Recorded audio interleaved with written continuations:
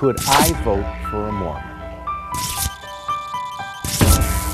U.S.-Israeli relations are facing their worst crisis in 35 years. My commitment to Israel and Israel's security is unshakable. It is unshakable. It is unshakable. The more I learn about his record, the less confident I am that President Obama really does stand with Israel. Ahmadinejad has made one of his sharpest attacks yet on Israel. He says there's no place for a Jewish state. I don't know how many people realize this, but today, as we speak, Israelis are lining up for gas masks.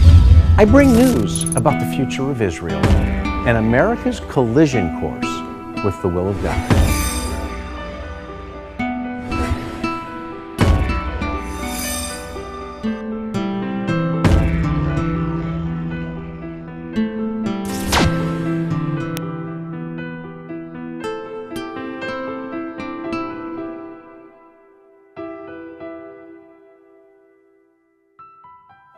Shalom, my name is Randy Weiss, and I'm on Facebook today. I hope you'll join me and we can become Facebook friends. Randy Weiss 1. That's Randy Weiss and the number 1.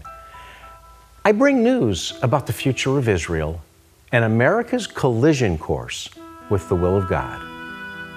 As you can see from the surroundings, I believe in life.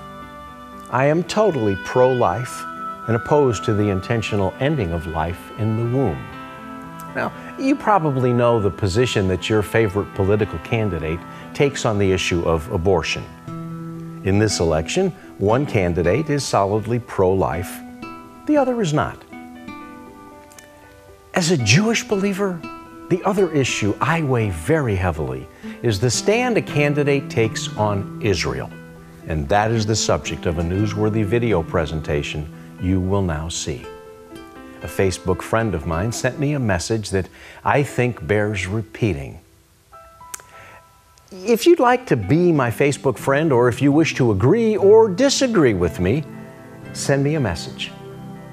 The video you will now see describes how our nation appears to have turned its back on one of our most dependable friends and the only true democratic ally we have in the Middle East. Is our president a reliable friend to Israel, or has he been disloyal? As an American, do you believe we should stand with our friends? Take a look at the compelling presentation and decide for yourself.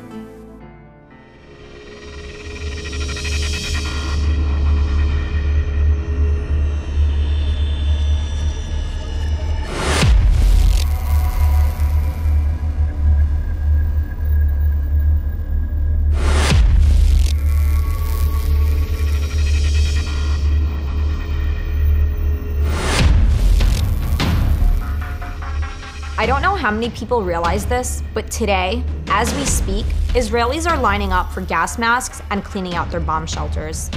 A common sight in Jerusalem these days, gas mask distribution, as a possible armed conflict with Iran seems to be looming. I hope we will not need the mask. We will not have to use them. It is very, very scary. Iranian President Mahmoud Ahmadinejad has made one of his sharpest attacks yet on Israel. He says there's no place for a Jewish state in a future Middle East. I've heard President Obama say he won't let Iran produce a nuclear weapon and that he's a staunch defender of Israel. My commitment to Israel and Israel's security is unshakable. It is unshakable. But today, I'm not so sure. It's been really scary to hear many of his longtime supporters questioning his commitment to Israel. I believe we are seeing a dramatic change in the relationship between the United States and the State of Israel, and that it is being orchestrated by President Barack Obama. So I decided to look into it, and what I found really surprised me. The more I learn about his record, the less confident I am that President Obama really does stand with Israel in these critical moments.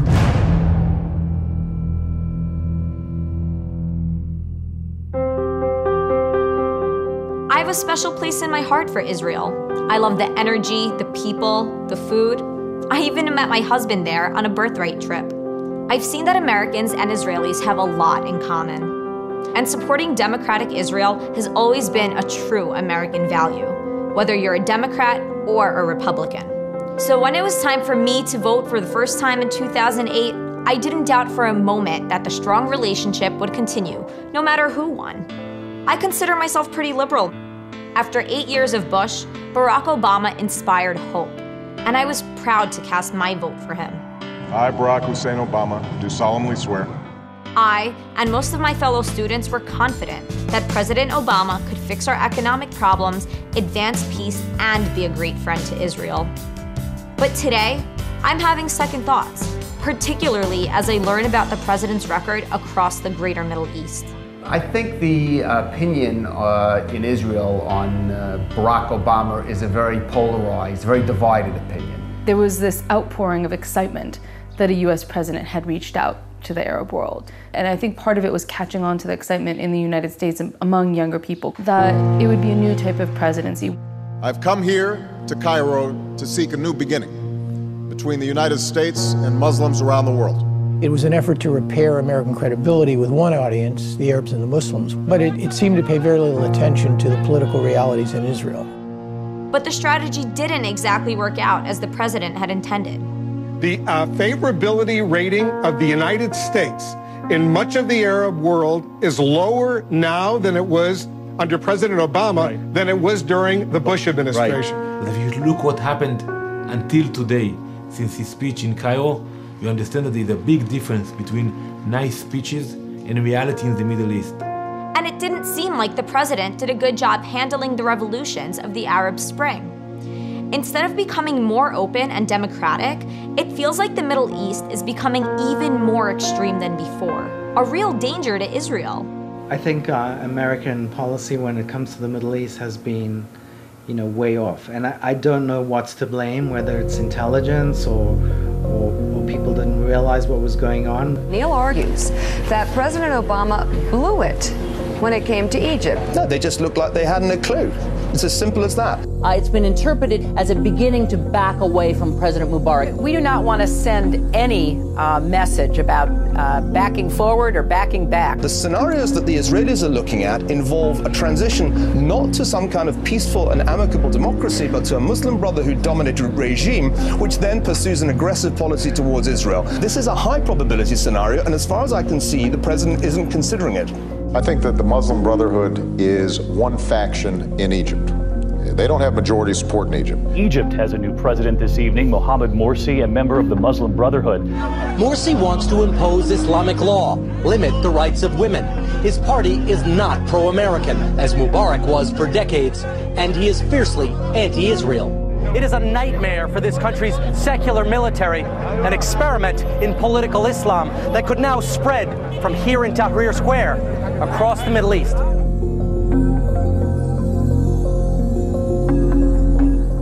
After decades of peace, the historic treaty that Israel signed with Egypt may soon fall apart. What's happened in Egypt and Libya and now in Syria is something that I think shouldn't concern just Israel, but should concern the entire world.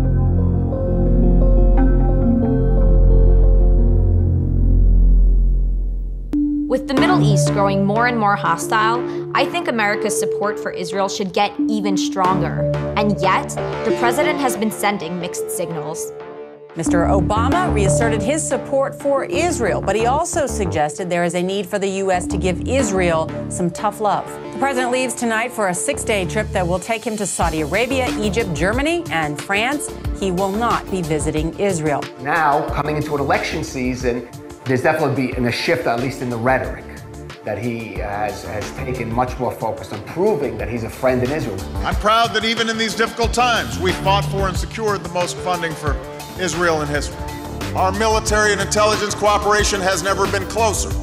To this day, the United States continues to provide Israel with more military and financial assistance than anyone else, and I think that's not a coincidence. But on some other fundamental issues, the president has not been so helpful. The status of Jerusalem, Israel's capital city, is a prime example. Early on, it sounded like President Obama stood side by side with Israel on the issue of Jerusalem. Jerusalem will remain the capital of Israel, and it must remain undivided. Soon after, his position changed dramatically. The fact is that Jerusalem is Israel's capital. And so I was simply stating a fact. Well, the issue of it being undivided, that word was poorly chosen. In the two states, what do you envision as the capital then? You know, Charlie, I'm going to let the parties sort that out. Aren't these things that you've thought through in your head? They are, but they aren't necessarily things that I should say on Charlie Gibson's Evening News. Now, 4 years later, I wonder why the administration no longer says that Jerusalem is Israel's capital. What city does this administration consider to be the capital of Israel, Jerusalem or Tel Aviv? What's the capital? You know our position. Does that mean that you do not regard Jerusalem as the capital of Israel? Jerusalem is a permanent status issue. It's got to be resolved through negotiation. Tel Aviv or Jerusalem? Yes. You know the answer. Seems to suggest that you do not regard Jerusalem as the capital of Israel. Is that correct? I have just spoken to this issue. Could you just give us an answer? A lot of buzz out there that the Democratic Party platform rejected the language that was in the platform 4 years ago, 8 years ago, recognizing Jerusalem as Israel's capital, also deleting a reference to Israel as being America's staunchest ally in the Middle East. That's right. Well, if you asked me just a few moments ago why they did it, well, I asked the DNC, and we answer, and their answer was that they are simply following what the Obama administration's policy is. And I'm bothered by how they chewed Israel out when Israel announced new apartments in one of Jerusalem's large Jewish neighborhoods. 2 days ago, the Israeli government announced it would advance planning for new housing units in East Jerusalem. I, and at the request of President Obama, condemned it immediately and unequivocally. This was an affront. It was an insult. And the announcement of the settlements the very day that the vice president was there was insulting. Jerusalem is not a settlement. It's our capital. Hillary Clinton called up Netanyahu and talked very tough to him, and worse, they made it public through their spokesperson. That is terrible. That is a dagger. That neighborhood, Ramat Shlomo, where some housing is going to be built, some apartments are going to be built, is an area that was established in 1995 when President Clinton was in office and Prime Minister Rabin was in office. And we frankly didn't have those kind of disagreements then. Unfortunately, we've seen a sharp break in the policy of the Obama administration from past administrations on the question of Jerusalem. It's not just Jerusalem. The president also seems to be undercutting Israel's borders.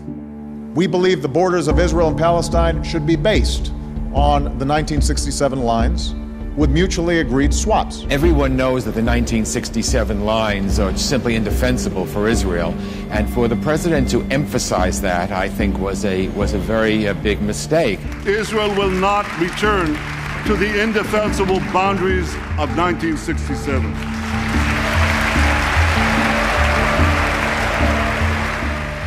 I believe that President Obama and his administration wanted to intimidate Israel so as to get concessions which Israel would not normally provide because it would affect its own security. And then I noticed that President Obama and his staff have been pretty open about their disregard for Prime Minister Netanyahu. Former U.S. Defense Secretary Robert Gates lashed out at Prime Minister Benjamin Netanyahu, calling him an ungrateful ally, and said he was responsible for diplomatically isolating Israel and harming American interests. Look, it's not just that Secretary Gates made a comment of Netanyahu and Israel being an ungrateful ally, but there are recordings of President Obama speaking to President Sarkozy about how much he doesn't like Netanyahu. Barack Obama and Nicolas Sarkozy are now being quoted from a conversation they had about Israeli Prime Minister Benjamin Netanyahu. This is what President Sarkozy is reported to have said. I can't stand him anymore. He's a liar. President Obama reportedly replied, you may be sick of him, but me, I have to deal with him every day. It seems like the president has been openly hostile to the prime minister for a while. More now on that White House meeting late yesterday between President Obama and Israeli Prime Minister Benjamin Netanyahu. Unlike past White House meetings with Israeli leaders, this time no press, only underscoring the tense relations. The president was extremely rude to him, treated him as though he were a third world tyrant, and instead of one of allegedly the United States' closest allies. While President Obama thankfully has maintained America's military aid, it really looks like he has hurt Israel strategically in other key areas. Yet now, close to the elections, we're being told that President Obama is the most pro-Israel president in recent history. I'm proud of our record. I believe that no president since Harry Truman has done more for Israel's physical security than Barack Obama. I'm not sure I believe it anymore. Israel's ambassador to the United States, Michael Oren, has reportedly said U.S.-Israeli relations are facing their worst crisis in 35 years. We should not worry about the United States-Israel relationship. We should worry about the Obama administration-Israel relationship. The thing I'm most worried about is the president's approach to Iran, the most dangerous threat facing Israel and the free world today. Referring to Israel as a cancerous tumor that should be cut. The Islamic Republic's supreme leader says that Iran will help any nation or group that confronts the country. In a televised speech, Ahmadinejad said the very existence of the Zionist regime is a, quote, affront to all world nations. He called on all human communities to, quote, wipe out this scarlet letter from the forehead of humanity. Another call for the destruction of Israel. We have to be very realistic about this. We now think they have close to 5 bombs worth of enriched uranium. The president says tough sanctions are at the center of his Iran policy, but it seems like they could be a lot stronger. And we have imposed the most comprehensive, the hardest hitting sanctions that the Iranian regime has ever faced. Certainly tough talk, but does it add up? No. The U.S. has exempted 11 nations from financial sanctions in connection with their purchases of Iranian oil. Right now, the President of the United States, the Secretary of State, have put their reputations on the line. The U.S. is implementing the toughest sanctions in history on Iran. That's true.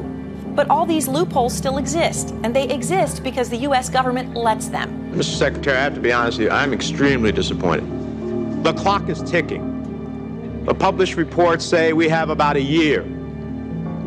Now, when are we going to start our sanctions regime robustly? 6 months before the clock has been achieved?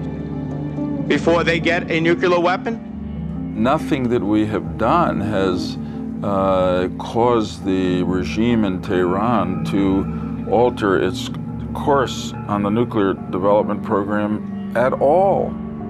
I think right now, at least on the face of it, is the Obama administration's highest foreign policy priority is to prevent an Israeli strike on Iran. It's widely believed that Panetta and others have been practically pleading with the prime minister not to do anything before the election. Washington is against unilateral Israeli action. The Obama administration saying there is still time for sanctions to work.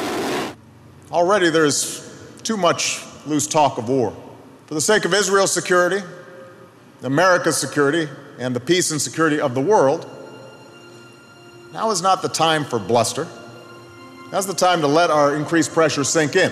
Barack Obama will be remembered for one thing: if Iran develops nuclear weapons during his watch. That's what he'll be remembered for, whether he passes health care, whether he restores the economy. This is a world-transforming event. When I stop to think about the situation and the possible outcomes, it really scares me. Rather than doing what we can to make Israel safer, we have allowed Iran's nuclear program to inch toward the point of no return. So there should not be a shred of doubt by now. When the chips are down, I have Israel's back. I have Israel's back. Did very publicly say, we've got Israel's back. What does that mean? What it means is that historically we have always cooperated with Israel with respect to the defense of Israel. It was not a military doctrine that we were laying out for any particular military action. I'm just not sure that the president really does have Israel's back. And I know I'm not alone. A number of surveys have shown that Israelis are fearful or suspicious of Obama, especially in a second term. But I think he's handled the relationship with Israel in a way that has encouraged Israel's enemies. The great fear among many American supporters of Israel, Jews and Christians alike, is that a second Obama term could be more dangerous for Israel than the first Obama term was. I don't even want to imagine things getting more dangerous. There's a troubling pattern that has developed over the last 4 years, and I think it's only going to get worse. Even liberals, they understand that President Obama is biased against Israel. And I regret that, because I know that Israel and the American people, we have the same future, we have the same values, we all love democracy, human rights, and we have the same enemies as well. Israel may soon find itself fighting for its very survival once again. And while I am proud that Israel is strong enough to defend itself, I'm extremely disappointed that President Obama has managed to put Israel into an even more difficult position than it needs to be. What Israel needs to know is that the United States of America will be standing with it shoulder to shoulder without a ray of sunlight between us when it comes to safeguarding its people, its security, and its right to exist in peace. Today, the world is changing before our eyes, but it is not the change I hoped President Obama would bring. This time around, Obama won't be getting my vote. As Americans, we should be staying true to our values and true to our friend Israel. And in 2012, that friendship starts with the president.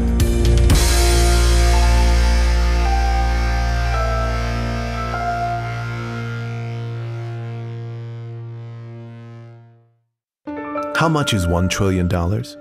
If you were alive when Israel went into Babylonian captivity 600 years before Christ, and you spent $1 million every day until now, you still would not have spent $1 trillion. We now have a $16 trillion debt. Every minute the federal government spends $6 million. It borrows over $2 million more and pays $250,000 in interest. The Bible warns that the borrower becomes the lender's slave. A wise man once said, there are two ways to conquer and enslave a nation. One is by sword, the other is by debt. America has enemies who work for her economic collapse. How can an elected official say they uphold the Constitution if their record shows they have increased our national debt and refuse to cut waste and spending? Their actions help weaken our currency and lead us closer to bankruptcy. Where do your candidates stand? Are they a patriot or an enemy? Help stop economic suicide. Vote. I have a dream, or should I say, I had a dream. Until you borrowed $16 trillion that we didn't have. I'm still in diapers and I'm 50 grand in debt. You guys really made a mess in Washington. Somebody needs to do something. We need some good people to vote. Babies can't vote, but you can. Thank you for voting on November 6th. Many folks know that I am a Christian. I'm vocal about my faith, but I tend to keep my politics to myself. Someone asked me an interesting question. Could I vote for a Mormon? Well, I guess it depends on the job for which he's running. I mean, I'd never vote for a Mormon to be my pastor or theological mentor. But if he genuinely shares my view on abortion, on Israel, on the important things like the freedom of religion and free enterprise, I could vote for a Mormon, as long as I knew his faith wouldn't get in the way of mine. I mean, I can totally disagree with a man's theology and still respect, appreciate, and trust the man, but that would be dependent on the man, not his theology. Jimmy Carter had good theology. I made the mistake of voting for theology once. Now, I'd trust him to sing in the church choir if he could sing. I would never trust him again to manage my money, my future, or my alliance with Israel. He lost our nation's money, he nearly destroyed our future, and Jimmy Carter's still trying to ruin Israel as far as I'm concerned. Our national problem is too many leaders declare themselves to be Christian, but they live and lead like God isn't watching anyway. You know, if I was looking for a job in a business and a Mormon was hiring, I'd work for a Mormon. If I needed an employee in a business and a Mormon was qualified, I'd hire a Mormon. I'd buy from a Mormon, I'd sell to a Mormon, I'd fish with a Mormon, I'd roll with a Mormon on the same bowling team. I'd vehemently disagree with a Mormon if we talked about religion, but certainly I could vote for a Mormon if he was the most qualified candidate. Ain't this a great country? Now, I know half the people will vote for one guy and half the people will vote for another. I know my friends won't all agree on who the right guy is to be elected. I'm just saying, I won't let another person's religion determine my vote. My religion is what guides my life. I won't be responsible for anyone else's religion. And I won't be responsible for anyone else's vote. But in answer to the question, could I vote for a Mormon? Absolutely, I could. I have a friend who serves in a very large ministry. He told me he is disgusted with the way things are going in Washington, and he's very worried about the future of America, just as many of us are. But what he said was, as a Christian, he didn't think he could vote for a Mormon. I think he just intended to stay home on Election Day. I mean, I was surprised. I told him I didn't think that was a good idea to give up his vote because he couldn't see a perfect candidate. I suggested he decide which candidate was closer to his views on important topics like abortion, Israel, freedom of religion, and free enterprise. I've decided that's the best thing I can do for my nation, for Israel, for the unborn, and for my faith. I'll cast my vote according to my conscience on Election Day. I hope you will too. And I hope you'll consider the unborn, Israel, your freedom to worship and express your faith, and the lingering tragedy of our national debt when you do go to the polling place. God bless you, and God bless America. Could I vote for a Mormon? U.S.-Israeli relations are facing their worst crisis in 35 years. My commitment to Israel and Israel's security is unshakable. It is unshakable. It is unshakable. The more I learn about his record, the less confident I am that President Obama really does stand with Israel. Ahmadinejad has made one of his sharpest attacks yet on Israel. He says there's no place for a Jewish state. I don't know how many people realize this, but today, as we speak, Israelis are lining up for gas masks. I bring news about the future of Israel and America's collision course with the will of God.